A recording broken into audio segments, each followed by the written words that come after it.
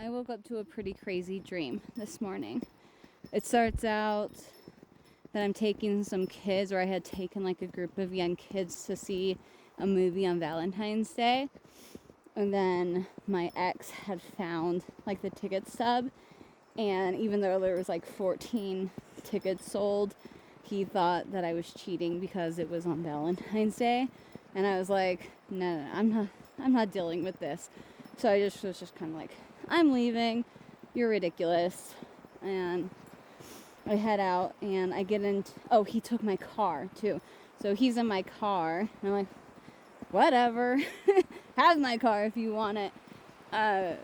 So I go in my other car, and there was like some girls in there, and all of a sudden the car starts like spinning, and it's spinning down my driveway, and one of the girls is like, the car is flipping over, and I was like, no, it's spinning, and it was spinning like a dreidel, and so fast, and I was like, no, it's okay. It's just spinning. We're not flipping over. We're okay. And for some reason, I was like in the very back of the minivan.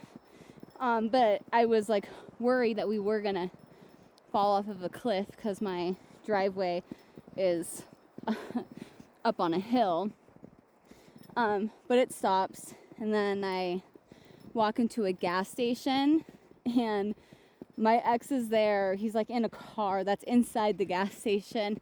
And there's this like 70-pound like tweaker like woman sitting on his lap, and I was like, oh god, he's trying to make me jealous, and I just don't care.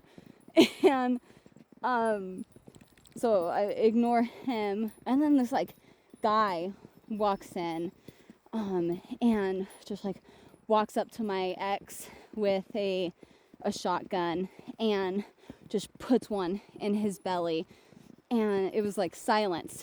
And then my son was there, and he's 8 years old or somewhere around there, and my son just like faints, so he's like going down, and I catch my son, and I'm like, it's okay, daddy's gonna be okay, we're gonna help daddy, and I put my son down, and I go up to my ex, and I put my hand on his belly, and it's like the wound is like so big, I can't even like, it's like bigger than like 3 fingers.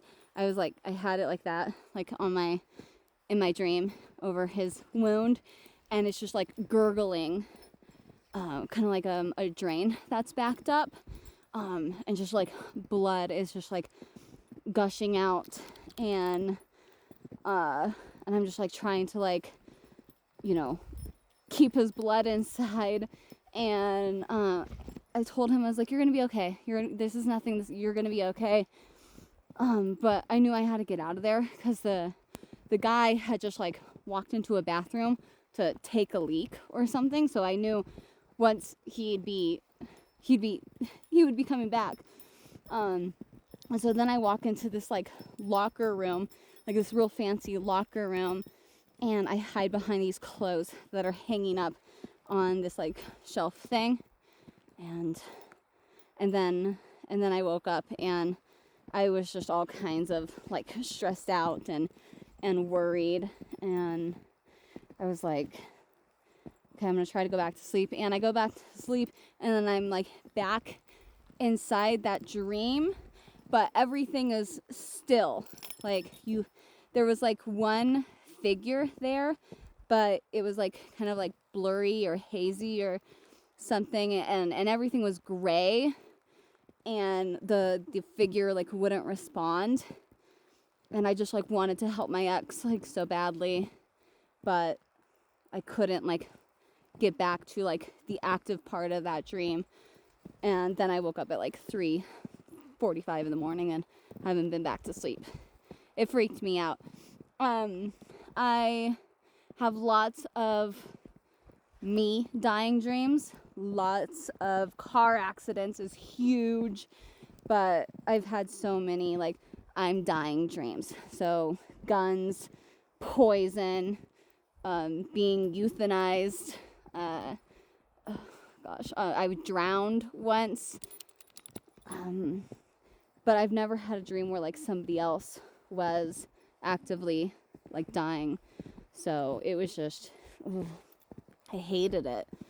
When I'm dying in dreams, I'm just like, okay, how are you going to survive this? You know, but in this dream, I was like, how is he going to survive? Because it just didn't seem possible.